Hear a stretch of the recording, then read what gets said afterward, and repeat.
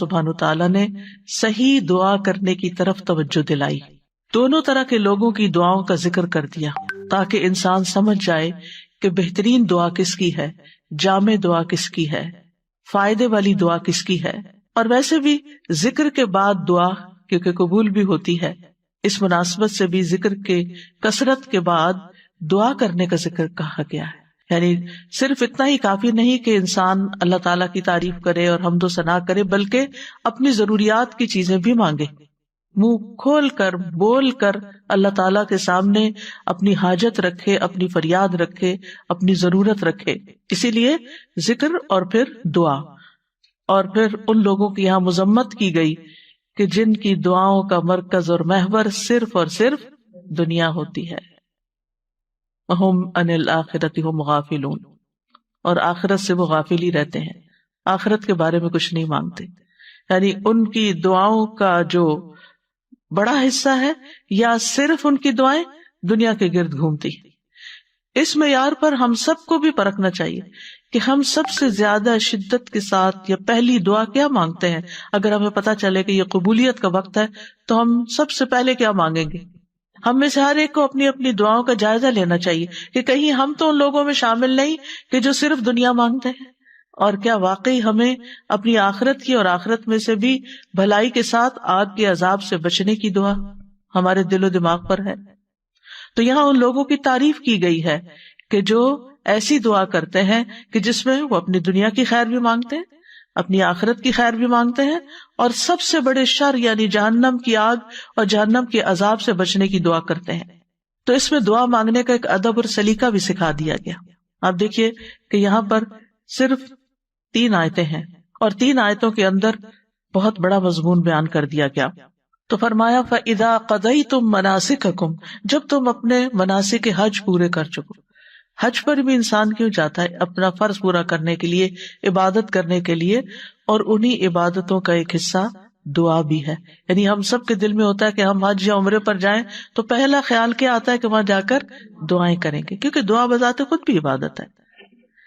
تو جب تم اپنے حج کے مناسک پورے کر چکو اور سارے ریچولز تمہارے پورے ہو جائیں اور تم آرام سے بیٹھو، تو پھر یہ کہ تم اللہ سبحانہ تعالیٰ کا ذکر کرو. اور حج کے تمام مناسک کے دوران بھی ذکر کرنا چاہیے، اور جب مناسک پورے ہو جائے تو اس کے بعد بھی رک کر دعا کرنی چاہیے. جیسے آپ دیکھیں طواف کے بعد کیا کرتے ہیں، 2 رکعت پڑھتے ہیں اور پھر آپ دعائیں کرتے ہیں. اسی طرح جب آپ کی سعی ہو رہی ہوتی ہے تو اس میں بھی آپ جہاں جہاں رکتے ہیں صفا مروہ پہ پھر دعائیں کرتے ہیں، اللہ کا ذکر کرتے ہیں، اور دوران سعی بھی. اور اسی طرح باقی منا میں، عرفات میں، ہر جگہ سب سے زیادہ جو چیز کی جاتی ہے، جو عبادت کی جاتی ہے، وہ دعا کی عبادت ہے. عرفہ میں آپ دیکھیے کہ نبی صلی اللہ علیہ وسلم نے ظہر اور عصر دونوں نمازوں کو اکٹھا کر دیا، یعنی قصر پڑھی اور جمع پڑھی. یعنی گویا جو فریضہ ہے اس سے مختصر ترین وقت میں فارغ ہو کے پھر مختصر سا خطبہ دیا، اور باقی زوال شمس سے لے کر غروب شمس تک دعا ہی دعا کی. یعنی جو وقت کا ایک بہت بڑا حصہ دعائیں ہی دعائیں. اس سے بھی اندازہ کر سکتے ہیں آپ کہ دعا کی کیا اہمیت ہے ہماری زندگی میں، اور ہمیں کتنی دعائیں کرنی چاہیے. اور پھر یہ کہ نسک میں نہ صرف یہ چلو آتے ہیں بلکہ جانور ذبح کرنا اور قربانی اور یہ تمام چیزیں بھی آتی ہیں. تو مراد یہ ہے کہ جب قربانی ہو جاتی ہے تو پھر ایک طرح سے حج کے تمام مناسک ادا ہو جاتے ہیں، اور اس وقت انسان اللہ کا ذکر کرے، یعنی حج سے فارغ ہونے کے بعد مراد ہے. اسی طرح جب ہم نماز سے فارغ ہو جاتے ہیں تو آخر میں ہماری سب سے اہم چیز دعا ہی ہوتی ہے. اور اس ذکر سے جو یہاں پر کہا گیا ہے اس سے مراد ایک تو منا کے دنوں کی تکبیرات ہے کہ سب سے زیادہ ذکر ان کا ہونا چاہیے، اللہ کی بڑائی بیان کرنی چاہیے. نماز کے بھی بعد سلام پھیر کر ہم سب سے پہلے کیا کہتے ہیں؟ اللہ اکبر. اسی طرح حج کے مناسک ادا کرنے کے بعد بھی اللہ اکبر. یعنی اگر اس عبادت کی ہمیں توفیق ہوئی ہے تو اس میں کسی غرور اور کسی بڑائی کی بات نہیں ہے، بلکہ ساری توفیق اللہ ہی کی دی ہوئی ہے، اور اللہ ہی کا ذکر ہے، اللہ ہی کی یاد ہے. اور اسی طرح حج کے تمام مقامات میں مسنون دعائیں پڑھنا ضروری ہے. تو علم کے ساتھ اگر انسان حج کرتا ہے تو پھر ان تمام سنتوں کو پورا بھی کرتا ہے اور پورا پورا فائدہ اٹھاتا ہے۔ اس لیے حج پر جاتے ہوئے سب کچھ سیکھ کر جانا چاہیے، دعائیں بھی یاد کر کے جانا چاہیے، اور اگر حافظہ کمزور ہو تو دعاؤں کی کتابیں ساتھ لے کے جانی چاہیے تاکہ کوئی چیز مانگنے سے رہ نہ جائے، کیونکہ نبی صلی اللہ علیہ وسلم کی دعائیں جامع ہوتی ہیں، ان میں سب کچھ ہمیں مل جاتا ہے، لہٰذا اگر وہ سب ہم مانگ لیں تو گویا ہم نے دنیا اور آخرت کی خیر مانگ لی۔ عربوں کا طریقہ یہ تھا کہ حج سے فارغ ہو کر اپنے آباء و اجداد کے کارناموں کا ذکر کرتے، ہر قبیلہ اپنے اپنے بڑے جو گزرے ہوئے شخصیتیں تھیں، جو سردار تھے، ان کا ذکر کرتے کہ انہوں نے یہ کارنامے کیے اور وہ کیے، حسب نسب پہ فخر ہوتا تھا۔ لیکن اللہ سبحانہ وتعالیٰ نے ہمیں اس سے بہتر چیز عطا کی، اور وہ کیا کہ جو اصل بڑائی کا مستحق ہے اللہ رب العزت، تم اس کو یاد کرو، کیونکہ عموماً یہ ہوتا ہے کہ جب ایک قبیلہ اپنے بڑے کا ذکر کرے، دوسرا اپنا، تیسرا اپنا، تو لوگوں کے درمیان اختلاف بھی ہوگا، جیلسی بھی ہوگی، اور سب لوگ نہیں خوش ہو سکتے۔ لیکن اللہ کا ذکر ایسی چیز ہے کہ جس پہ سب متفق بھی ہوں گے اور وہ سب کے لیے خوشی کی بات، اور آپس میں ایک یونٹی بھی اس سے قائم ہوتی ہے۔ اور پھر یہاں پر یہ بھی کہا گیا وہ اشد ذکرا، یعنی جتنا تم شدت سے باپ دادا کا ذکر کرتے تھے، اللہ کا ذکر اس سے زیادہ کرنا ہے، یعنی شدت سے مراد کثرت بھی اور شدت سے مراد توجہ بھی، یعنی اس سے بھی زیادہ بہتر انداز میں تمہیں یہ ذکر کرنا ہے۔ فَمِنَ النَّاسِ مَن يَقُولُ رَبَّنَا آتِنَا فِي الدُّنْيَا وَمَا لَهُ فِي الْآخِرَةِ مِنْ خَلَاقٍ، لوگوں میں سے کوئی ایسا ہے جو کہتا ہے اے ہمارے رب ہمیں دنیا دے دے، دنیا کی بھلائیاں دے دے، اس کے لیے آخرت کا کچھ حصہ نہیں۔ یعنی یہاں کچھ سے مراد یعنی کچھ لوگ ہیں جو یہ کرتے ہیں، اور اس دور میں مشرکین مکہ ایسا کرتے تھے کیونکہ ان کے پاس کوئی دین نہیں تھا ایکٹیو شکل میں، کہتے تو تھے ہم دین ابراہیمی پر ہیں، لیکن وہ طور طریقے بھول چکے تھے، تو وہ آخرت کے تصور سے غافل تھے، آخرت کو نہیں مانتے تھے، یا آخرت کے حساب کتاب یا آخرت کی جزا سزا پر ان کا یقین نہیں تھا۔ وہ کہتے تھے وما ہی الا حیاتنا الدنیا نموت ونحیا وما یہلکنا الا الدہر، کہ ہماری زندگی بس یہ دنیا کی زندگی ہے، ہم اسی میں جیتے مرتے ہیں، اور زمانے کی جو رفتار ہوتی ہے اس کے ساتھ یعنی وقت گزر جاتا ہے، جس کا وہ مر جاتا ہے، بات ختم۔ لیکن نبی صلی اللہ علیہ وسلم نے آ کر سب سے زیادہ جس عقیدے کو انسٹل کیا وہ توحید اور آخرت پر ایمان کا تھا، اور اس طرح ان کو صرف دنیا نہیں بلکہ ہماری وہ زندگی جس میں ہمیں ہمیشہ رہنا ہے اس کی بھلائیاں مانگنے کا سبق سکھا دیا گیا۔ ابن عباس کہتے ہیں کہ کچھ عرب مواقف پہ یعنی عرفات یا حج کے مشاعر میں آتے اور کہتے اے اللہ اس سال کو بارش، خوشحالی اور اچھی اولاد کے حصول کا سال بنا دے۔ آخرت کی بہتری سے متعلق وہ کوئی دعا نہیں کرتے تھے، تو اللہ تعالیٰ نے ان کے بارے میں یہ آیت نازل فرمائی۔ امام بغوی کہتے ہیں کہ اللہ نے اس سے مشرکین مراد لیے ہیں وہ حج کے موقع پر اللہ تعالیٰ سے دنیا کے سوا کچھ نہیں مانگتے تھے، وہ کہتے تھے یا اللہ ہمیں بکریاں، اونٹ، گائے اور غلام عطا کر۔ ان کی دنیا یہی تھی۔ ایک آدمی کھڑا ہوتا اور کہتا اے میرے رب میرے باپ کا ایک بہت بڑا خیمہ تھا اور اس کے پاس بہت زیادہ مال تھا، تو مجھے بھی ویسا ہی دے جیسے اس کو دیا۔ یہ طریقہ تھا ان کی دعا کرنے کا۔ قتادہ کہتے ہیں یہ ایسا بندہ ہے جس کی نیت صرف دنیا کی ہوتی ہے، یہ دنیا کے لیے خرچ کرتا ہے، اسی کے لیے عمل کرتا ہے اور اسی کے لیے تھکاوٹ اور مشقت اٹھاتا ہے، آخرت اس کے ذہن میں نہیں ہوتی، آخرت کی جزا اور آخرت کا فائدہ۔ وَمَا لَهُ فِي الْآخِرَةِ مِنْ خَلَاقٍ، ایسے لوگوں کا جن کا مطمع نظر، جن کا گول اور جن کی توجہ اور دلچسپیوں کا سارا مرکز صرف دنیا ہے، ایسے لوگوں کے لیے پھر آخرت میں کچھ نہیں۔ جو آخرت کو بھول کر زندگی گزار رہے ہیں یعنی غفلت میں پڑے ہوئے ہیں، پھر ان کے لیے آخرت میں کچھ نہیں ہوگا، صرف دنیا مانگتے ہیں، دنیا چاہتے ہیں، دنیا کے لیے محنت کرتے ہیں تو ان کو دنیا ہی ملے گی، اور اگر وہ دین کے کام بھی دنیا کمانے کے لیے کر رہے ہیں تو بس صرف دنیا ہی ملے گی، آخرت نہیں ملے گی۔ قارون کے پاس بہت بڑی دولت تھی، اس کے خزانوں کا حال یہ تھا کہ خزانوں کی کنجیاں، خزانے نہیں، خزانے تو پتہ نہیں پھر کتنے ہوں گے، ان کی کنجیاں طاقتور آدمیوں کی ایک پوری جماعت مشکل سے اٹھا سکتی تھی۔ تو اس دولت کی وجہ سے قارون کے اندر فخر اور گھمنڈ پیدا ہو گیا تھا، تکبر پیدا ہو گیا تھا۔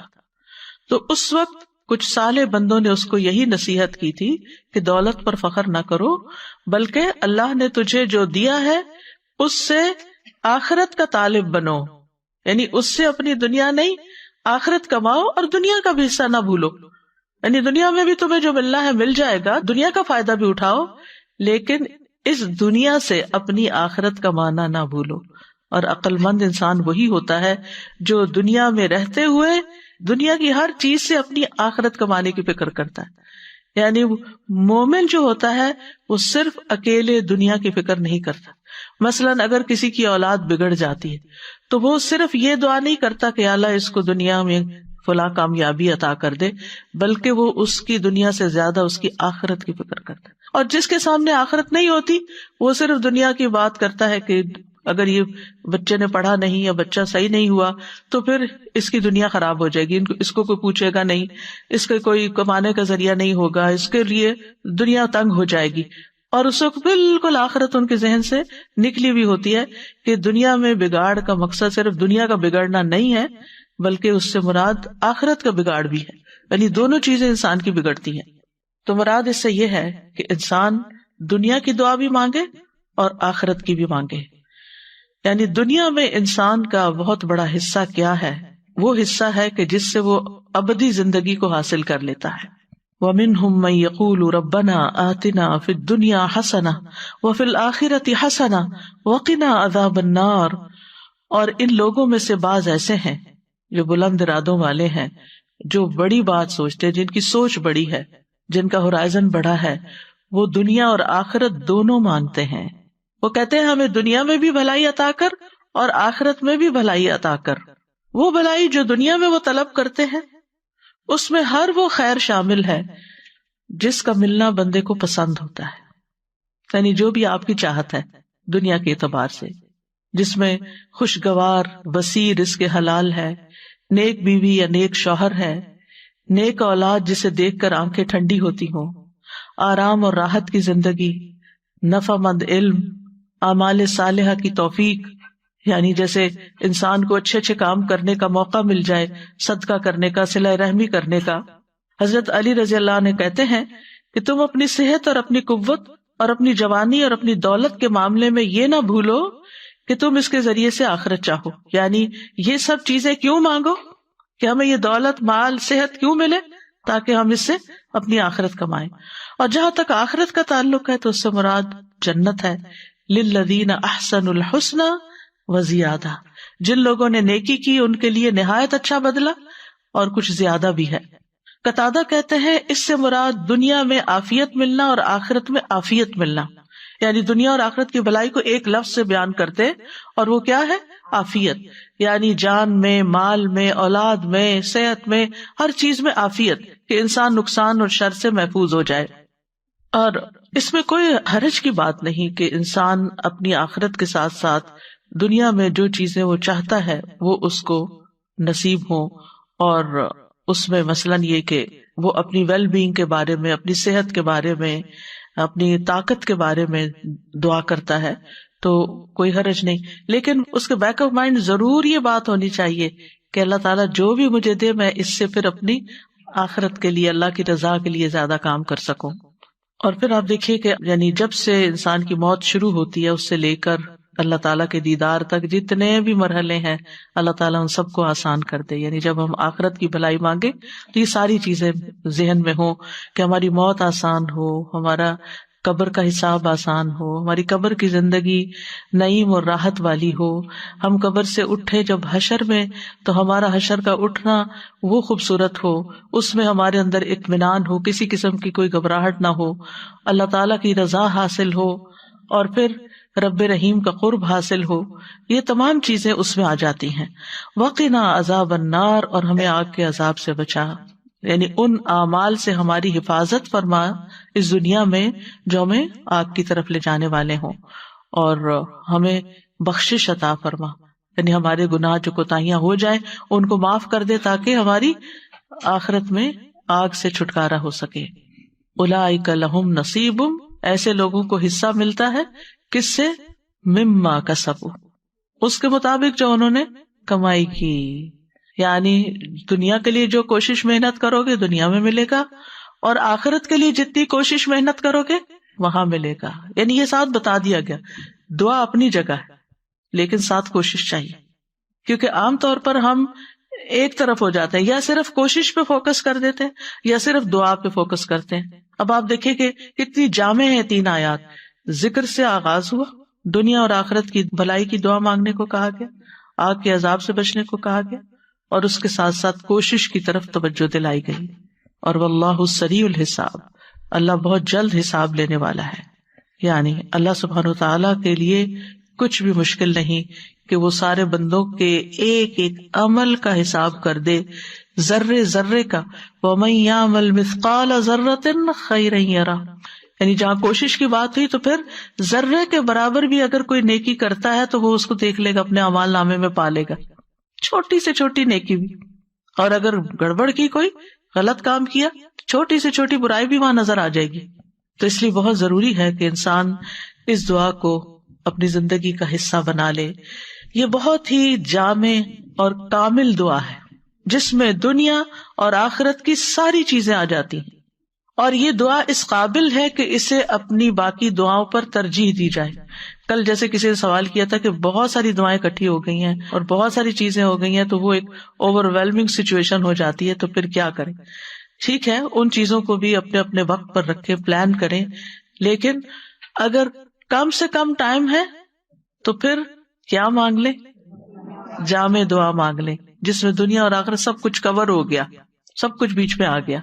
نبی صلی اللہ علیہ وسلم اکثر یہی دعا مانگا کرتے تھے اور اس کی ترغیب بھی دیتے تھے، یعنی آپ کی کچھ دعائیں تو مواقع کے ساتھ ساتھ ہوتی تھی، کچھ دعائیں آپ نمازوں کے بعد مانگتے تھے، لیکن کچھ دعائیں آپ بہت کثرت سے مانگتے تھے، یعنی ان کا حصہ زیادہ ہوتا تھا۔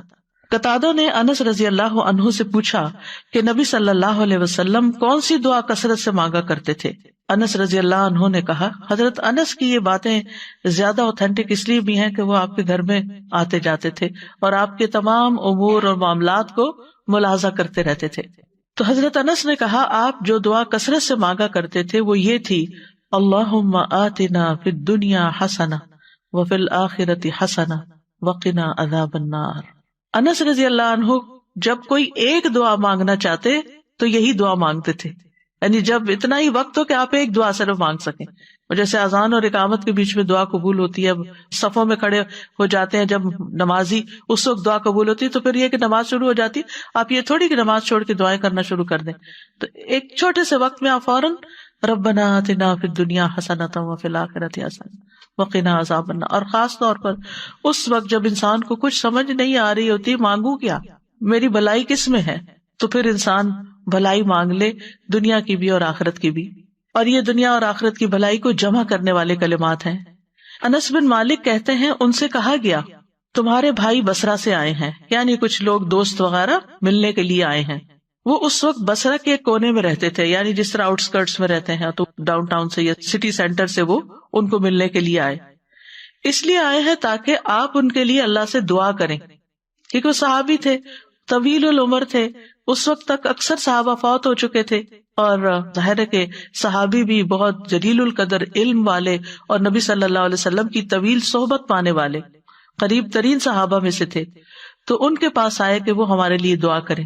انہوں نے کہا، اللہم اغفر لنا وارحمنا وآتنا فی الدنیا حسنہ وفی الآخرۃ حسنہ وقنا عذاب النار۔ لوگوں نے اس سے زیادہ دعا کی خواہش کی، کچھ اور دعا کرے، انہوں نے پھر یہی کہہ دیا، کہا کہ اگر تمہیں یہ مل گیا، یہ دعا قبول ہو گئی، تو تمہیں دنیا اور آخرت کی خیر مل گئی، ساری بلائی مل گئی، کچھ بھی نہیں ٹوٹے گا، پھر بات ہی ختم۔ کتنا خوبصورت ہے ہمارا دین کہ جو ہمیں مختلف مواقع کی مناسبت سے بہترین چیزیں سکھا دیتا ہے، جس میں اتنا بڑا بڑا فائدہ ہے۔ یہ خزانوں کی کنجیاں ہیں، خزانے ہیں یہ، جن کی ہم قدر نہیں کرتے۔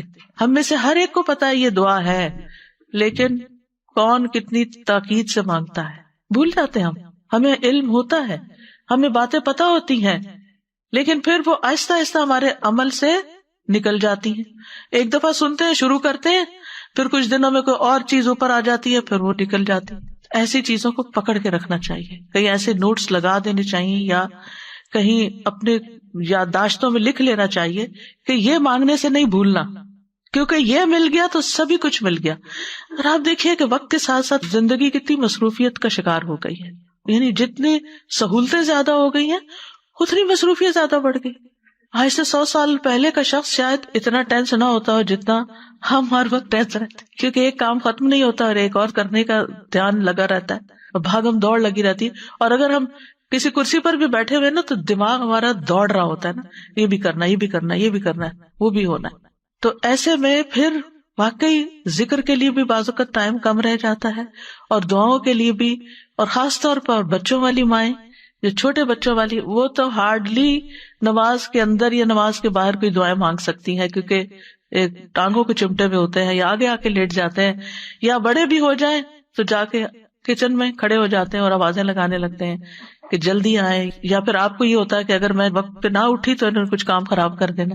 آج کل خاص طور پہ افطار کے فوراً بعد مغرب ہوتی ہے، آپ کو جور کھاتے پانی پیتے نماز شروع کر دیتے ہیں. اب آپ کا دل ہوتا ہے تھوڑا سا سکون سے نماز پڑھے، لیکن سارے تو ایسے سکون سے نہیں پڑھتے، ان کو تو بھوک لگی ہوتی ہے، پھر آپ کو سرو کرنا ہوتا ہے تو آپ کو سب کی ٹیک کیئر کرنی ہوتی. پھر اس وقت دل چاہتا ہے کہ کیا مانگ لیں، کچھ تو مانگے، کیونکہ سارے دن کے روزے کے بعد اس نماز کی کیفیت بھی بڑی اچھی ہوتی ہے. تو اس وقت یہ دعا مانگ کے اٹھ جائے، لمبی نہ مانگے کہ گھر والے ناراض ہونے لگے. تو بہت سے اوقات ایسے ہوتے ہیں کہ جس میں ہمارے پاس کوئی نیکی کا کام کرنے کا بہت مختصر سا وقفہ ہوتا ہے، ایسے اوقات کو استعمال کر لیا کریں ایسی جامع دعاؤں کے ساتھ. پھر اسی طرح عافیت کی دعا مانگنا، یہ بھی دنیا اور آخرت کی بھلائیاں مانگنے میں سے ہے.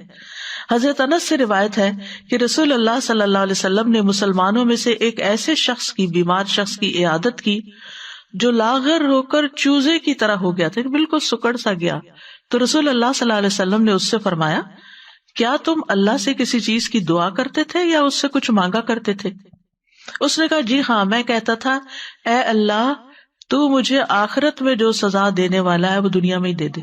اس پر رسول اللہ صلی اللہ علیہ وسلم نے فرمایا، سبحان اللہ، تم میں اتنی طاقت نہیں، تم اس کی استطاعت نہیں رکھتے، تم نے یہ کیوں نہ کہا اللہم آتنا فی الدنیا حسنۃ وفی الآخرۃ حسنہ وقنا عذاب النار.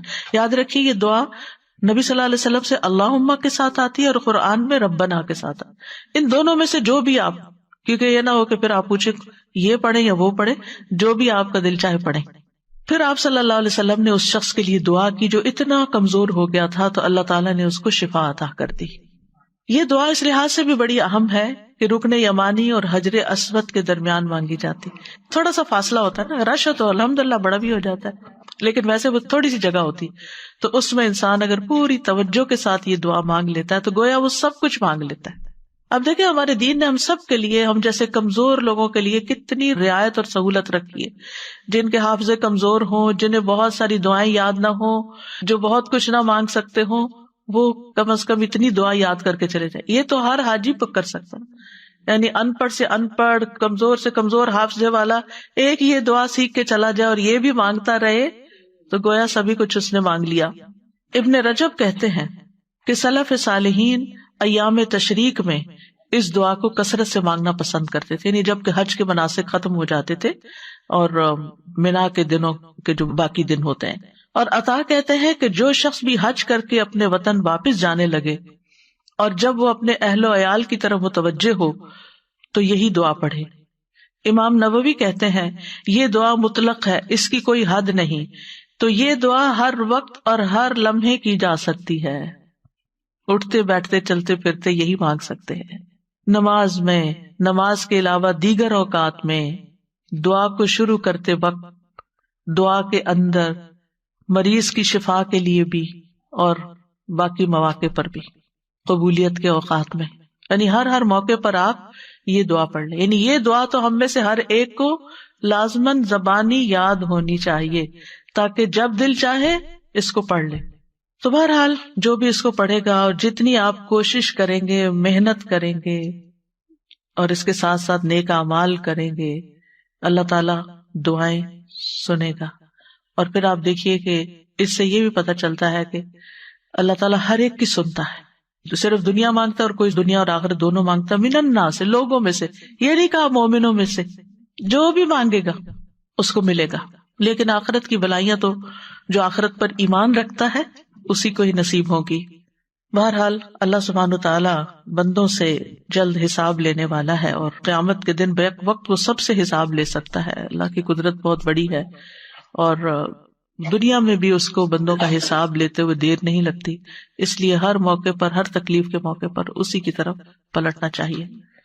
اس دعا سے ایک اور بات بھی پتہ چلتی ہے کہ دنیا سے زیادہ آخرت کا حصہ ہے اس دعا میں۔ دعا کا ایک حصہ ربنا آتنا فی الدنیا حسنہ، اور دوسرا حصہ وفی الآخرۃ حسنہ وقنا عذاب النار۔ آخرت کے لیے دو چیزیں مانگی گئی ہیں۔ پھر آپ دیکھیے ربنا کہہ کر دعا شروع کی گئی ہے، یعنی اللہ تعالی کے نام الرب کے ساتھ، اس کی صفت ربوبیت کے ساتھ۔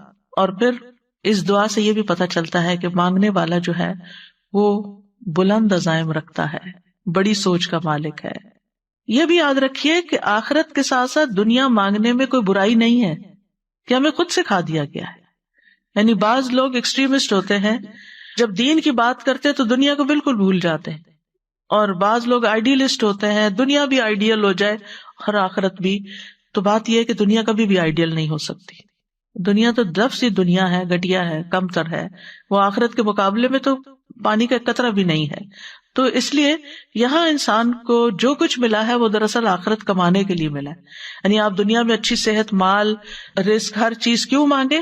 تاکہ یہ چیزیں زیادہ ہوں گی تو اس سے آپ کی آخرت میں زیادہ کنٹریبیوشن ہو سکے گی، ورنہ دنیا میں جتنا کچھ انسان کو ملتا ہے وہ سب کچھ استعمال نہیں کر سکتا، سب کچھ نہیں آپ استعمال کر سکتے۔ یعنی اگر آپ نے مانگ بھی لیا اور دنیا کٹھی بھی ہو گئی آپ کے پاس، آپ کو دنیا میں 10 گھر مل گئے رہنے کے لیے، کہاں رہیں گے؟ ایک ہی گھر میں رہیں گے نا، ورنہ زندگی پراگندہ ہو جائے گی، پریشان حال ہو جائیں گے۔ کچھ لوگ ہوتے ہیں نا، وہ کبھی یہاں رہتے ہیں، کبھی وہاں رہتے ہیں، کبھی کہیں جاتے ہیں، کبھی کہیں جاتے ہیں، کہیں چین ہے نہیں ان کو، کیونکہ زندگی میں مقصد کوئی نہیں ہے، ایک جگہ گھبرائے تو دوسری جگہ چل پڑے۔ تو دنیا کا حال تو یہ ہے کہ نہ ہو تب بھی مشکل، زیادہ ہو جائے تب بھی مشکل، ایک ٹانگ ادھر ایک ادھر۔ تو انسان کو دنیا مانگتے ہوئے جو بھی وہ دنیا کا حصہ مانگے گا برا نہیں سوچنا چاہیے، برا نہیں فیل کرنا چاہیے کہ ہائے میں دنیا مانگ رہا ہوں، ہاں یہ اچھا نیک انسان ہے، عابد، زاہد، پائس، یہ دنیا بھی مانگتا ہے۔ ہاں دنیا مانگتے ہیں، کیوں؟ اس لیے تاکہ دنیا میں ذلیل و خوار نہ ہو لوگوں کے ہاتھوں، اور دنیا اچھی ہوگی تو اس سے آخرت بھی اور اچھی ہو جائے۔ زیادہ مال ہوگا، زیادہ صدقہ خیرات کریں گے، زیادہ اچھی صحت ہوگی، زیادہ عبادت کریں گے، زیادہ روزے رکھیں گے، زیادہ نیکی کے کام کریں گے، زیادہ اولاد ہوگی اور پھر وہ نیک بھی ہوگی تو زیادہ صدقہ جاریہ ہوں گے۔ یعنی جو چیز بھی آپ کی یہاں زیادہ ہوگی دنیا کی اور آپ اس کو صحیح سے استعمال کریں گے تو وہ اتنا ہی زیادہ آپ کا آخرت کا حصہ بڑھتا چلا جائے گا۔ لیکن اگر کوئی شخص یہ ساری چیزیں صرف دنیا کی خاطر مانگتا ہے تو پھر نقصان ہے۔ یعنی وہ مال جو صرف دنیا کے کام آئے، وہ عزت جو صرف دنیا کی حد تک ہو، یہ پھر خسارے کا سودا ہے۔ اور اگر انسان اپنی دینداری کا بھی اظہار کرتا ہے لیکن اس کے پیچھے بھی نیت خراب ہے کہ اس کو عزت ملے، شہرت ملے، اس کا نام ہو، اس کو لوگ پسند کریں، لوگ اس سے محبت کریں، تو اس سے آخرت میں بھی کچھ نہیں ملنے والا۔ تو اس لیے انسان کو حسنہ مانگنی چاہیے اور اس میں نیت پھر آخرت کمانے کی ہونی چاہیے۔ اور یہ بھی ہے کہ اپنی دعاؤں میں رغبت اور رہبت، امید اور خوف دونوں چیزیں شامل ہونی چاہیے، جیسے اس دعا کے اندر ہے۔ اور اب دیکھیے کہ قرآنی دعائیں جو ہیں وہ بڑی ہی جامع دعائیں ہیں اور اس میں تمام مقاصد پورے ہوتے ہیں جن کی انسان اپنی دنیا اور آخرت کی فکر کرتا ہے۔ ہاں، ان آیات سے یہ پتہ ضرور چلتا ہے کہ صرف دنیا طلب کرنے کی مذمت، صرف دنیا مانگنا برا ہے، کیونکہ دنیا کو آخرت پر ترجیح نہیں دینی چاہیے۔ لیکن ہماری کمزوری یہی ہے، بل تؤثرون الحیات الدنیا والآخرۃ خیر وابقی، تم دنیا کی زندگی کو ترجیح دیتے ہو حالانکہ آخرت کہیں بہتر اور زیادہ باقی رہنے والی ہے، اور آخرت کے مقابلے میں دنیا ہے بھی بہت قلیل۔ اگر آپ نے صرف دنیا مانگی اور بہت دنیا پہ مل گئی آپ کو، پھر بھی بہت تھوڑی ہے، کیونکہ قل متاع الدنیا قلیل والآخرۃ خیر لمن اتقی، آخرت تو تقوی کے ساتھ ملے گی، اور دنیا کی متاع تو جتنی بھی مل جائے وہ کم ہی ہے، کیونکہ ختم ہونے والی ہے۔ دنیا عارضی ہے اور آخرت ہمیشگی کا گھر ہے، اور اصل زندگی آخرت ہی کی زندگی ہے۔ وما هذه الحیاۃ الدنیا الا لہو ولعب وان الدار الآخرۃ لہی الحیوان لو کانوا یعلمون، اور دنیا کی یہ زندگی نہیں مگر ایک دل لگی اور کھیل، اور بے شک آخری گھر یقیناً وہی اصل زندگی ہے۔ یعنی دنیا میں 100 سال بھی مل جائے تب بھی ختم ہو جائیں گے، لیکن آخرت میں زندگی کبھی ختم نہیں ہوگی. زندگی تو وہ ہے جو کل شروع ہوگی. یقیناً وہی اصل زندگی ہے. لو کانوا یعلمون، کاش وہ جانتے ہوتے. انسان دنیا کے تھوڑے متاع پہ خوش ہو جاتا ہے. چھوٹی سی کوئی کامیابی ملتی ہے، چھوٹی سی کوئی چیز مل جاتی، آپے سے باہر ہونے لگتا ہے، گھمنڈ کرنے لگتا ہے. لیکن دنیا کی جو بھی چیز ہے، اللہ تعالیٰ فرماتے ہیں وَمَا الْحَيَاةُ الدُّنْيَا فِي الْآخِرَةِ إِلَّا مَتَاعٌ، وہ تھوڑے سے سامان کے سوا آخرت میں کچھ بھی نہیں. یعنی دنیا میں جو کچھ کمایا اگر اس سے آخرت نہیں بنائی تو سمجھے سب فنش، ہر چیز ختم. آخرت کو چھوڑ کر صرف دنیا کو محبوب رکھنا جو ہے یہ غفلت کا باعث ہو جاتا ہے. یعنی جو شخص دنیا میں ہوتے ہوئے آخرت نہیں سوچتا وہ غافل شخص ہے، اور جو صرف دنیا چاہتا ہے اس کو آخرت میں کچھ نہیں ملتا. وَمَا لَهُ فِي الْآخِرَةِ مِنْ خَلَاقٍ. سورۃ الاسراء میں اللہ تعالیٰ فرماتے ہیں من کان یرید العاجلۃ عجلنا له فیہا ما نشاء لمن نرید ثم جعلنا له جہنم یصلاها مذموما مدحورا. جو شخص اس جلد ملنے والی دنیا کا ارادہ رکھتا ہے ہم اس کو اس میں جلدی دے دیں گے، جو چاہیں گے، سب کچھ نہیں، جتنا ہم چاہیں گے اور جس کے لیے چاہیں گے، سب کو بھی نہیں دیں گے جو بھی یہ مانگ رہے ہیں. پھر ہم نے اس کے لیے جہنم تیار کر رکھی ہے جس میں وہ داخل ہوگا مذمت کیا ہوا، دھتکارا ہوا. کیوں؟ کیونکہ اس کی ساری کوششوں، طلب تڑپ، محبت کا فوکس صرف دنیا تھی. تو دنیاوی غرض سے اگر کوئی شخص عمل کرتا ہے، نیک عمل بھی چاہے کرے، لیکن دنیا حاصل کرنے کے لیے، تو ایسے شخص کو آخرت میں کچھ حصہ نہیں ملے گا. لیکن اگر کوئی شخص آخرت کو حاصل کرنے کے لیے دنیا کے کام بھی کرتا ہے تو اس کی دنیا میں سے بھی آخرت کو حصہ مل جائے گا. لیکن محض دنیا کی خاطر نیک اعمال کرنے والے آخرت میں خسارے میں ہوں گے. اور اس کے لیے وہ حدیث ہے مشہور، ام سلمہ کہتی ہے میں نے نبی صلی اللہ علیہ وسلم سے کہا ہشام بن مغیرہ صلہ رحمی کرتا تھا، مہمانوں کی میزبانی کرتا تھا، غلاموں کو آزاد کرتا تھا، کھانا کھلاتا تھا. اگر وہ اسلام کا دور پاتا تو مسلمان بھی ہو جاتا، کیا یہ اعمال اس کو فائدہ دیں گے؟ آپ نے فرمایا نہیں، وہ تو یہ سب کچھ دنیا کے لیے دیتا تھا تاکہ دنیا میں اس کا چرچا ہو، اس کی شہرت ہو، وہ دنیا کی تعریف چاہتا تھا. اس نے ایک دن بھی یہ نہیں کہا رب اغفر لی خطیئتی یوم الدین، اے میرے رب بدلے کے دن میری خطاؤں کو معاف کر دینا. تو ہونا کیا چاہیے، اس طرح کے جتنے بھی ہم کام کریں، چیریٹی کے کام کریں، لوگوں کی خدمت، خیال رکھیں، ساتھ ہی دل میں دعا کرتے رہیں اور دل کا دھیان اس طرف رہے کہ اللہ اس کا صلہ مجھے آخرت میں عطا کرنا اور اس کے بدلے میرے گناہ معاف کر دینا. یعنی صدقہ کرنے کی ایک نیت کیا ہونی چاہیے کہ اللہ اس کے بدلے میرے گناہ معاف ہو جائیں، کیونکہ صدقہ گناہوں کی آگ کو ٹھنڈا کرتا ہے، اللہ تعالیٰ کے غضب کو ٹھنڈا کرتا ہے کہ جو بندے پہ بھڑکتا ہے گناہوں کی وجہ سے. رسول اللہ صلی اللہ علیہ وسلم نے فرمایا اس امت کو عظمت و رفعت، دین و نصرت اور زمین میں اقتدار کی خوشخبری دے دو. یعنی یہ امت بہت اوپر بھی جائے گی. سو جو ان میں سے آخرت کا عمل دنیا کے لیے کرے گا اس کا آخرت میں کوئی حصہ نہیں ہوگا. یعنی تمہیں دنیا ملے گی لیکن ایسا نہ ہو کہ آخرت والے اعمال بھی دنیا کمانے کے لیے کرنے لگو. سورۃ نازعات میں آتا ہے فَأَمَّا مَن طَغَىٰ وَآثَرَ الْحَيَاةَ الدُّنْيَا فَإِنَّ الْجَحِيمَ هِيَ الْمَأْوَىٰ. جس نے سرکشی کی، دنیا کی زندگی کو ترجیح دی تو جہنم اس کا ٹھکانہ ہوگی. دنیا کی طلب انسان کو بعض اوقات گمراہی کے راستے پر لے جاتی ہے. یعنی انسان اللہ کے راستے پر نہیں چل سکتا جب اس کی دنیا کی خواہشات بڑھ جاتی ہیں، اور بعض اوقات وہ دنیا سے ایسی محبت کرنے لگتا ہے کہ آخرت کے بارے میں کوئی ذکر بھی کر دے تو اس کو برا لگتا ہے کہ آپ ہر وقت موت کی باتیں کرتے ہیں، جنت کی باتیں کرتے ہیں، جہنم کی باتیں کرتے ہیں.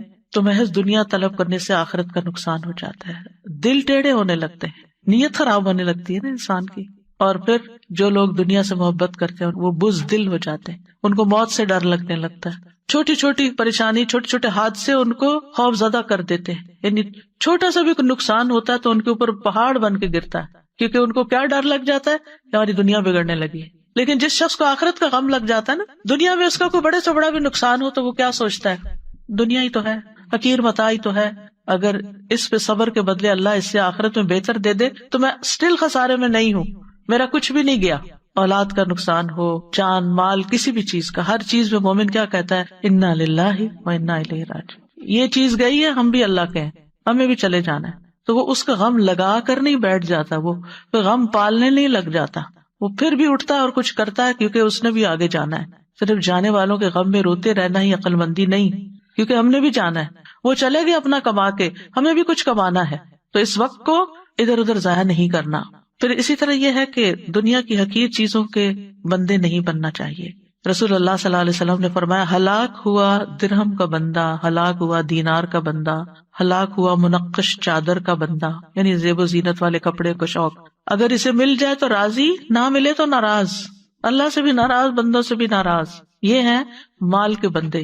اللہ کرے یہ ہلاک ہو جائے، سر نگوں ہو کر گر پڑے، اگر اسے کانٹا چبھے تو کوئی نہ نکالے. نبی صلی اللہ علیہ وسلم نے ایسے بندے کے لیے بد دعا کی. ابن عباس کہتے ہیں اللہ نے دنیا کو 3 حصوں میں تقسیم کیا ہے، ایک حصہ مومن کے لیے، ایک حصہ منافق کے لیے اور ایک حصہ کافر کے لیے. وہ کہتے ہیں مومن آخرت کے لیے زیادہ راہ لیتا ہے، یعنی مومن جتنی دنیا اس کے پاس زیادہ آتی ہے اتنی وہ آخرت بنا لیتا ہے. منافق اس دنیا سے دنیا کی زینت اختیار کرتا ہے، یعنی منافق کے پاس جب مال و دولت آتا ہے تو وہ کیا سوچنے لگتا ہے، اور زیادہ گھر کی ڈیکوریشن کیسے کر لوں، اور زیادہ لباس مہنگا کیسے خریدوں. یعنی وہ اپنے مال کا ایک بڑا حصہ صرف دنیا کی زیب و زینت میں ہی لگاتا چلا جاتا ہے. اور کافر خوب عیش کرتا ہے، بس دنیا اس کے لیے عیش و عشرت کا مقام ہے، دنیا اس لیے کماتا ہے تاکہ دنیا میں عیش کر سکے.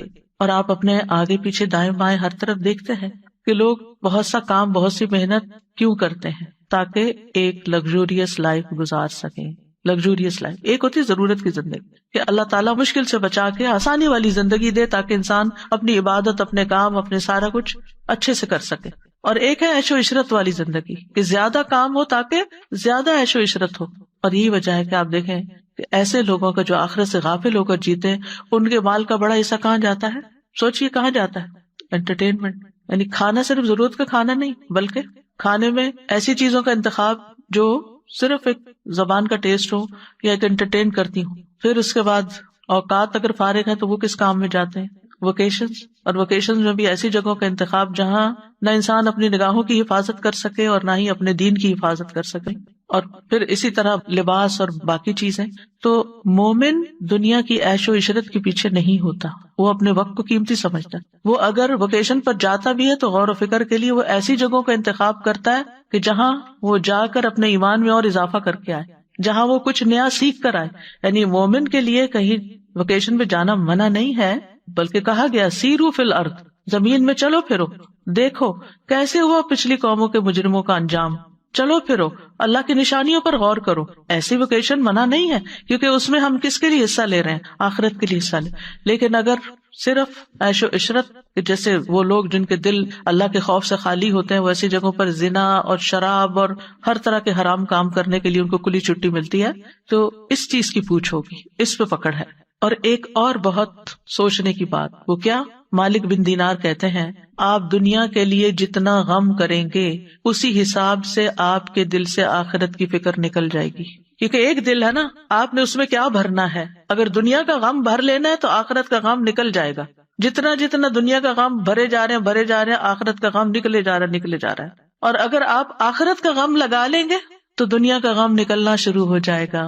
دنیا کے غموں سے نبٹنے کا یہی طریقہ ہے، ورنہ یہ دنیا اپنے ہر اچھے برے طریقے سے آپ کو غمگین ہی کرتی. بہت ساری نعمتیں مل جائیں وہ بھی غمگین کر دیتی ہیں کہ یہ پرانی ہو جائیں گی، یہ ختم ہو جائیں گی. ان چیزوں کا ملنا بھی غم. اولاد مل جاتی ہے تو یہ تھوڑی ہوتا ہے کہ صرف آپ خوش ہوتے ہیں، جتنے خوش ہوتے ہیں نا اسے 10 سے زیادہ فکر کرتے ہیں اور غمگین بھی ہوتے ہیں. اسی طرح مال، کوئی دنیا کی کوئی بھی چیز لے، ہے جو گھٹیا، ادنا، کمتر، تو پھر اس کی کوئی بھی چیز غم، رنج، فکر، کانٹوں سے پاک نہیں ہے. یہاں ہر چیز کے ساتھ مسائل ہے. تو اس لیے پھر انسان آخرت کا فکر لگا لے، آخرت کا غم لگا لے. اور جب آخرت کا غم ہوگی تو انسان کہے گا یہ دنیا یہ 4 دن کی بات ہے مشکل وقت گزر جائے گا، نکل جائے گا، ختم ہو جائے گا. دنیا میں نہ کوئی بیماری ہمیشہ رہنے والی ہے، نہ کوئی مسئلہ ہمیشہ رہنے والا ہے، نہ کوئی بھوک افلاس ہمیشہ رہنے والا ہے، کچھ بھی ہمیشہ رہنے والا نہیں. یہ سب کچھ موت کے ساتھ ختم ہو جائے گا. لیکن موت کے بعد کوئی مسئلہ پیش آ گیا تو آپ اکیلے ہیں بھگتنے کے لیے، وہاں کوئی ساتھ نہیں اور وہ ختم بھی نہیں ہونے والا. وہ پھنس گئے مصیبت میں. ایک جنازہ جا رہا تھا تو آپ نے فرمایا مستریح و مستراح. مستریح یا راحت پانے والا، مستراح جس سے راحت پائی جائے. مستریح مومن ہوتا ہے جو دنیا کے غموں، فکروں، پریشانیوں، تکلیفوں، بیماریوں، ہر چیز سے نجات پا کر اللہ کی رحمت میں ڈھانپا جاتا ہے. آگے اس کے لیے فرشتے استقبال کرنے والے، نورانی شکلوں والے، اس کی جان نکالنے والے، اس کو روح و ریحان ان کی خوشخبری دینے والے. قبر اس کے لیے بہت وسیع باغ کی طرح، اور اس کے لیے آرام اور راحت اور نعیم، اور پھر رب کی رضا کی خوشخبری جنت کو دکھا دیا جائے گا. مستریح دنیا میں نہیں جانا واپس، غموں کا گھر، وہ دنیا میں رہنے کو پسند ہی نہیں کرے گا، ہاں سوائے ایک کے جو شہید ہو کر آیا، وہ ایک دفعہ بھیجے وہی لذت پا کر آؤ اللہ کی راہ میں جان دینے کی جو پہلے پائی تھی. باقی وہاں جس کو اچھا استقبال مل گیا بس اس کی تو عیش ہو گئی، اب عیش ہی عیش ہے. پھر قیامت کے دن اٹھے گا، وہاں راحت ہے، اللہ تعالیٰ سے ملاقات انتہائی خوشگوار ہے، اور پھر اس کے بعد حساب کتاب، میزان پہ حوض کوثر پر نبی صلی اللہ علیہ وسلم سے ملاقات ہے، پل صراط میں آنکھ چپکتے گزر گئے، پھر آگے جنتیں، راحتیں، نعمتیں، اللہ کا دیدار، کیا کچھ ہے مومن کے لیے. مستریح، اور دوسرا ہے مستراح. وہ کون ہے؟ جو مرتا ہے تو لوگوں کو سکون ملتا ہے، لوگوں کی زندگی آرام میں آتی ہے، کیونکہ اس نے اتنا فساد مچایا ہوا ہوتا ہے فرعون کی طرح دنیا میں، کہ جب ایسے فرعون دنیا سے جاتے ہیں، ایسے فسادی لوگ دنیا سے جاتے ہیں، ایسے فسادی لوگ گھر سے نکلتے ہیں تو گھر والے شکر کرتے ہیں، اللہ تیرا شکر ہے تو نے اٹھا لیا اس بندے کو، ہماری جان آسان ہو گئی. ایسے نہ بنے کہ لوگ آپ کے مرنے کی دعائیں کرنے لگے، لوگوں کے فائدے کے بنے، لوگوں کے کام کے بنے. کچھ لوگ ایسے ہوتے ہیں جن کی زندگیاں گھر والوں نے حرام کی ہوئی ہوتی ہے، اور بعض اوقات صرف ایک خاتون یا ایک مرد کی وجہ سے وہ زندگی حرام. ابیوسو ہسبینڈ، یعنی کوئی کام سیدھا نہیں، کوئی بات سیدھی نہیں، ہر بات پہ گالیاں گلوچ، مار کٹائی، لڑائی جھگڑے. آپ یقین کریں اس وقت روزے سے ہوں، یعنی شاید ہی کوئی دن یا پھر شاید ہی کوئی ویک ایسا جاتا ہے کہ جس میں اس قسم کی باتیں نہ سننے کو ملے، کہ جس میں خواتین اپنے ہسبینڈز کی برائیاں اور ان کی تکلیفیں، یا ساس کی برائیاں، یا کسی اور کی، یعنی لوگوں کو ہی دکھی اور پریشان کر کے رکھا ہوا ہے. لوگوں نے لوگوں کی زندگیاں حرام کی ہوئی، گھر میں لڑائیاں، بچوں کی طرف سے پریشانیاں. لگتا ہے کہ کوئی گھر خالی نہیں ہے اس سے. لوگوں کو آخرت بھول گئی ہے، اسی لیے وہ اپنی زبان سے دوسروں کو تکلیف دیتے، اسی لیے وہ دوسروں کے اوپر ظلم ڈالتے، اسی لیے بدتمیزی اور بد اخلاقی کرتے ہیں کہ کوئی ان کو پوچھنے والا نہیں ہے. اگر انہیں اللہ کا ڈر ہو، اللہ کا تقویٰ ہو، انہیں فکر ہو کہ قبر میں بھی جانا ہے، فرشتے نے جان لینے بھی آنا ہے، اور ایسا بے بس ہو کے پڑا ہوگا کہ کوئی بھی مدد نہیں کرے گا، تو رہ جائے گا یہ سارا دنیا کا ساز و سامان. بعض اوقات صرف مال کے پیچھے جھگڑے ہیں، بہن بھائی خون کے رشتے آپس میں کٹے ہوئے اور ایک دوسرے پہ مقدمے کر رہے ہیں، ایک دوسرے سے لڑائیاں کر رہے ہیں. یعنی حد ہی ہو گئی ہے فتنے فساد کی کہ آپ جدھر نظر اٹھا کے دیکھتے جس بندے کے پاس بیٹھتے ہیں وہیں کوئی نہ کوئی ایسے ظلم کی داستانیں ہیں. ہم کدھر کو جا رہے ہیں؟ ہم کیا کر رہے ہیں؟ ہمیں اپنی آخرت بھولی ہوئی ہے، اس لیے یہ سب کچھ ہے. چھوٹے سے دنیا کے حقیر مال و متاع کے لیے آپس کی لڑائیاں ہو رہی ہیں. تو بہرحال جو دنیا کا غم لگاتا ہے وہ آخرت سے غافل ہو جاتا ہے، اور جو آخرت کا غم لگاتا ہے وہ دنیا کے غم سے آزاد ہو جاتا ہے. اور خاص طور پر جو ہی موت آتی ہے مستریح. اس لیے مومن جو ہے وہ موت کی تیاری کرتا ہے، فکر کرتا ہے کہ وہاں پریشانی نہ ہو، لیکن اس کو ایک پل خوشی بھی اندر سے ہوتی ہے کہ جانے سے فائدہ ہی ہے اگر اللہ تعالیٰ لے جاتا ہے. لیکن جو شخص دنیا سے محبت کرتا ہے اس کو دنیا چھوڑنے کا بھی بڑا غم ہے کہ میں دنیا چھوڑ آیا. وہ جس کو میں نے دن رات کمایا، وہ میرے کاروبار، وہ میرے بزنس، وہ میری جابیں، وہ میرے مال، وہ میرا بینک بیلنس، وہ کدھر گیا سب کچھ. یعنی ایک وہ شخص ہے جس کو ڈاکٹر کہتے ہیں بس آپ کے پاس 2 مہینے ہیں، اور اس نے اپنی آخرت کے لیے تیاری کی ہوتی ہے، تو وہ سکون سے ان 2 ماہ کو گزارتا ہے اللہ کا ذکر کرتے، اللہ کا یاد کرتے ہوئے. اور ایک وہ شخص ہے جس نے صرف دنیا میں اپنا سب کچھ لگایا ہوتا ہے، جب اس کو موت کی خوشخبری کوئی دے دیتا ہے کہ اب تو آپ کے پاس گنے چنے دن ہیں، تو اس کو یہ غم پھر بھی کم ہوتا ہے کہ آگے کیا ہونا ہے میرے ساتھ. اس کو پھر یہ غم ہوتا ہے کہ میرے پیچھے اس مال کا کیا ہوگا، ہائے افسوس میں اس سے فائدہ نہ اٹھا سکا، جس کے لیے میں نے چوری کی، ڈاکے ڈالے، لوگوں کے مال غصب کیے، حرام کھایا، اور ظلم اور زیادتی کے ساتھ میں نے اپنی زندگی گزاری. تو اس لیے ابھی وقت اور مہلت ہے ہمارے پاس، ہم اپنے رویوں کو ٹھیک کر لیں، ہم صبر سے کام لیں، ہم اپنے اخلاق کو اچھا کر لیں، اور ہم اپنی آخرت کو کسی قیمت پر نہ جانے دیں. جو ہمارا حصہ نہیں بنتا، جو ہمارا مال نہیں، اس کے اوپر ہم نظر ہی نہ رکھیں. ظلم اور زیادتی کے ساتھ کسی کا مال ہتھیانے کی کوشش نہ کریں، جھوٹ بول کر کسی سے کچھ حاصل نہ کریں، اور اگر سچ بول کر اپنا بھی کچھ جاتا ہے تو جو رزق آپ کی قسمت میں ہے وہ آپ کے پاس آئے گا. مومن کا یہ یقین ہوتا ہے کہ موت اس وقت تک نہیں آئے گی جب تک میں اپنا رزق پورا نہیں کر لوں. تو بہرحال ہمیں یہ دعا کرتے رہنا چاہیے کہ اللہ دنیا میں بھی اچھا دے، آخرت میں بھی اچھا دے، دونوں جگہ ہماری بھلائی ہو، لیکن آخرت مقصد اول اور دنیا مقصد ثانی ہو.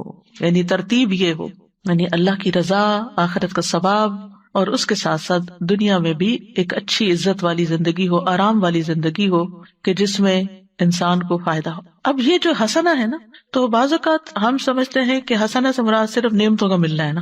ہاں، اس کے ساتھ اللہ کی اطاعت کی توفیق ہونا، یہ بہت بڑی حسنہ ہے. مثلاً آپ اپنے والدین کے خدمت گزار ہیں، ان کے فرما بردار ہیں، آپ اپنے گھر میں ایک امن سکون قائم کیے ہوئے ہیں، آپ اپنے شوہر کے مددگار ہیں، آپ اپنے بچوں کی خدمت کرتے ہیں اور خوش دلی سے. یاد رکھیں یہ کام سب کو کرنے پڑتے ہیں کسی نہ کسی درجے میں، تھوڑا یا زیادہ، لیکن ایک وہ ہے جو خوشی سے کرتا ہے، اجر کی نیت سے کرتا ہے، اور ایک وہ ہے جو مارے بندے کرتا ہے اور کر کے ضائع کرتا ہے. کام کر کے تھک گئے، 4 سنائی اس کو، 4 سنائی اس کو، سب ضائع، کوئی فائدہ نہ ہوا. تو یہ حسنہ کیا ہے کہ آپ کو اخلاق حسنہ نصیب ہو. جب ہم مانگتے ہیں ربنا آتنا فی الدنیا حسنہ، ساری بلائی اچھا اخلاق دے اللہ، تاکہ ہم تھکے بھی تو تیری خاطر صبر کریں، ہمیں کوئی تکلیف پہنچے تو تیری خاطر صبر کر جائے، فوراً چنک کے جواب نہ دیں. بعض لوگ ہوتے ہیں اتنی سی بات برداشت نہیں کرتے، ذرا سی بات برداشت نہیں کرتے، کسی نے ذرا سا کچھ کہہ دیا فوراً پلٹ کے جواب، اور ایسا جواب کے پہلے سے بھی زیادہ دوسرے کا دل جلا دیا. تو ان عادتوں پر بھی قابو پانے کی ضرورت ہے. آپ دیکھیے ماچس کی جو تیلی ہوتی ہے وہ کتنی چھوٹی سی ہوتی ہے لیکن کتنے بڑے بڑے فساد کر جاتی ہے. بعض اوقات انسان کے منہ سے نکلی ہوئی چھوٹی سی بات ہوتی ہے لیکن ایسی آگ لگاتی ہے دوسروں کو کہ ہر چیز ہی جل کے رہ جاتی ہے، گھر برباد ہو جاتے ہیں، طلاقیں ہو جاتی ہیں، گھر ٹوٹ جاتے ہیں ایسی ہی چھوٹی سی تیلی لگانے سے. تو اگر اللہ نے آپ کو بولنے کی طاقت دی ہے تو اس کو صحیح سے استعمال کریں. اور پھر آپ دیکھیے کہ جب انسان اپنی آخرت کی فکر کرتا ہے نا تو اس کی دنیا خود ہی سنورنے لگتی ہے. جو اللہ کی رضا چاہتا ہے پھر اس کے حالات درست ہونے لگتے ہیں، کیونکہ وہ اللہ کے لیے صبر کر لے گا، وہ اللہ کے لیے کسی کی مدد کر دے گا، وہ اللہ کے لیے ہر کام کرنے کو تیار ہو جائے. اور جو خیر بانٹتا ہے خیر پلٹ پلٹ کے اس کی طرف آتی ہے. تو آپ دیکھیے کہ اگر انسان اللہ کی رضا کے لیے اور آخرت کی کامیابی کے لیے مثلا دنیا میں عبادت کرتا ہے، استغفار کرتا ہے کہ اس کے گناہ معاف ہو جائیں، تو اس کے بدلے میں دنیا میں بھی بھلائی ملے گی، دنیا کا رزق بھی ملے گا، اولاد بھی ملے گی اور باقی چیزیں بھی پائے گا. اور اگر کوئی دین کو چھوڑ کر صرف دنیاوی مادی نعمتوں کو دنیا سمجھتا ہے تو وہ ساری چیزیں حسنہ میں نہیں آتی. یعنی پھر وہ ملی آپ کو تو آپ کے لیے شر بھی ہو سکتی، اللہ یہ کہ وہ خیر کے کاموں میں لگے. یعنی مثلاً اگر آپ صرف استغفار کرتے ہیں دنیا حاصل کرنے کے لیے اور آخرت کا کوئی ارادہ نہیں، تو ہو سکتا ہے کچھ دنیا مل جائے آپ کو کہ آپ کے گناہ معاف ہو، دنیا مل گئی، لیکن آگے والی چیز کہاں گئی؟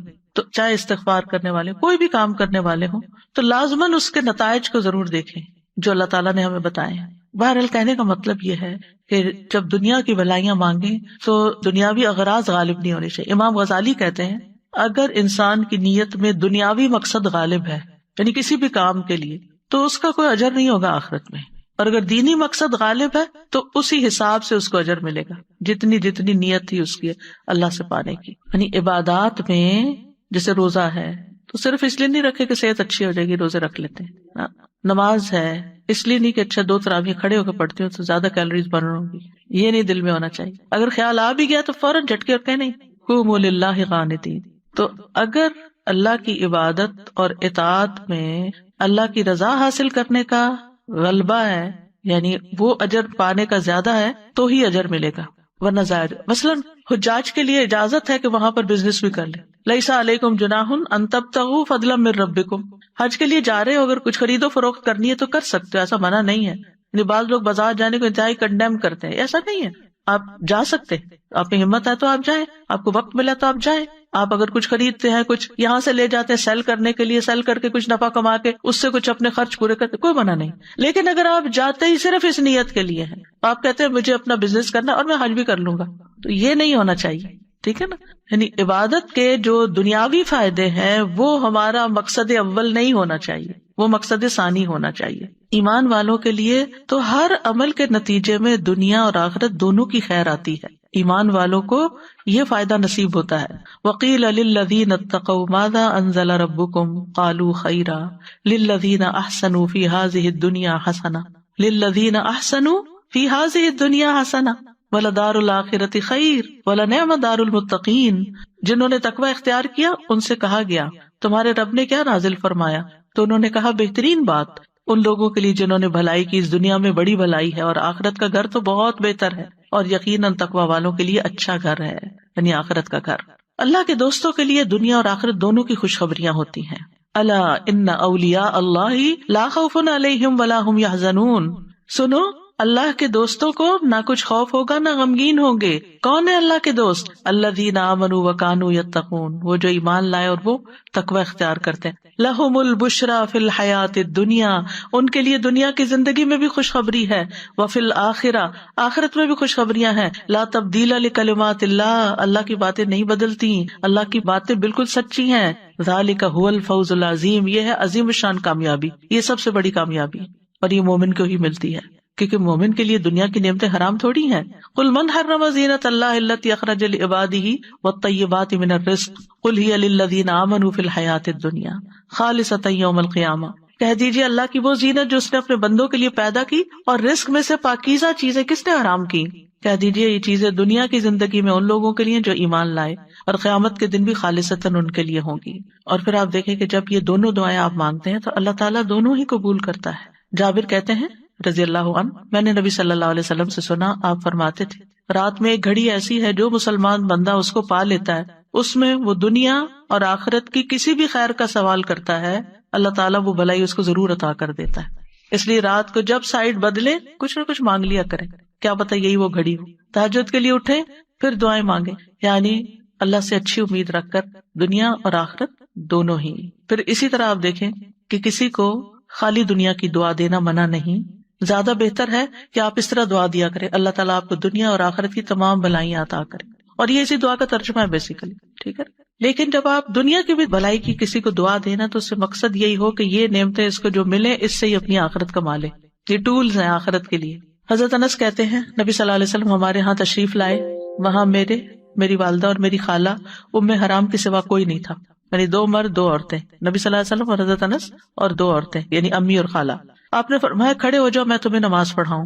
فرض نماز کے وقت کے علاوہ کی نماز تھی، یہ نفل نماز سے، تو آپ نے جماعت سے نماز پڑھائی ہوگی جیسے آج کل ہم تراویح پڑھتے ہیں، اور کچھ لوگ جماعت مسجد میں پڑھ کے آ جاتے ہیں گھر اور پھر گھر تراویح پڑھ لیتے ہیں، ایسا بھی کیا جا سکتا ہے. پھر آپ صلی اللہ علیہ وسلم نے ہمارے سب گھر والوں کے لیے دنیا اور آخرت کی تمام بھلائیوں کی دعا کی. یہ آپ کی سنت، آپ کا طریقہ ہے نا. کسی کے گھر جائیں تو اس گھر میں آپ اس طرح نماز بھی پڑھ سکتے ہیں اور گھر والوں کو دعا بھی دے سکتے ہیں. اس کے بعد میری ماں کہنے لگی اللہ کے رسول صلی اللہ علیہ وسلم یہ آپ کا چھوٹا سا خدمت گزار ہے، اس کے لیے خصوصی دعا کریں، یعنی حضرت انس. تو آپ نے میرے لیے ہر بھلائی کی دعا کی. میرے لیے آپ نے جو دعا کی اس کے آخر میں یہ تھا اللہم اکثر مالہ و ولدہ و بارک لہ فیہ، اے اللہ اس کا مال اور اس کی اولاد زیادہ کر اور اس کے لیے ان میں برکت ڈال دے.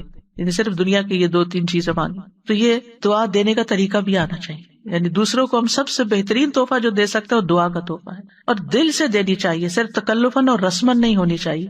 اور پھر یہ کہ دنیا اور آخرت کی ہر بھلائی کی دعا کرنی چاہیے، اور اس کے علاوہ کوئی خاص دعا آپ کسی کو دینا چاہے تو وہ بھی دے سکتے ہیں. اب دنیا کی بھلائی میں کیا کیا چیزیں شامل ہیں خاص طور پر، یعنی پہلے کچھ اس کا ذکر تو ہو چکا ہے اجمالی طور پر، لیکن اب ٹو دا پوائنٹ چند باتیں کروں گی. سب سے پہلے یہ کہ سب سے بڑی دولت اور نعمت دنیا میں اسلام ہے، دین ہے. الحمدللہ اللہ نے ہمیں یہ دولت عطا کی ہے، ہمیں مسلمان پیدا کیا، ہمیں دین دیا. اس کے لیے ہمیں اللہ سے دعا کرنی چاہیے کہ اللہ ہمیں دین کا نفعمند علم عطا فرمائے. یہ سب سے بڑی دولت ہے. ایمان کے بعد جو دولت مانگنی چاہیے وہ ربی زدنی علما ہے. یہ مل گیا آپ کو، آپ کے علم میں اضافہ ہوتا گیا تو نتیجہ کیا ہوگا، آپ کے نیک اعمال زیادہ ہوتے جائیں گے. علم سرمایہ کی طرح ہے، جتنا مال زیادہ ہوگا نا اتنا آپ زیادہ خرید سکتے ہیں کوئی چیز. جتنا علم زیادہ ہوگا اتنی آپ کو نیکیاں کرنے کے زیادہ طریقے پتہ چل جائیں گے کہ کیا کیا کرنا ہے.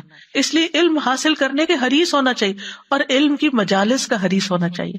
یہ دنیا کی بہت بڑی حسنہ ہے، بہت بڑی بھلائی ہے جس کو یہ نصیب ہو جائے کہ اس کو اللہ تعالیٰ موقع دے دے، وقت دے دے، توفیق دے دے کہ وہ علم کی مجلس میں حاضر ہو جائے اور وہاں سے کچھ لے کے اٹھے، کوئی خزانہ پا کے جائے اور اس پر پھر عمل بھی کرے. اس کے بعد سب سے بڑی دولت نیک اعمال کی توفیق ملنا. نبی صلی اللہ علیہ وسلم نے فرمایا نیک عمل کرو. ہر شخص کو ان اعمال کی توفیق دی جاتی ہے جن کے لیے وہ پیدا کیا گیا.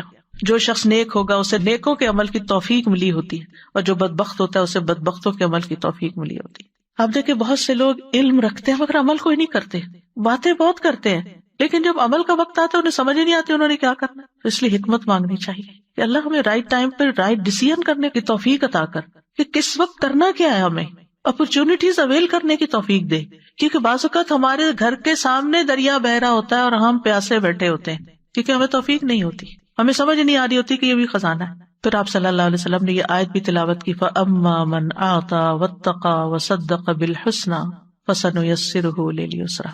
پھر یہ ہے کہ انسان اچھے علم پر عمل کے ساتھ ساتھ، توفیق مانگنے کے ساتھ ساتھ، ہر کام میں اللہ کی مرضی کو تلاش کرے، اس کے مطابق زندگی بسر کرے۔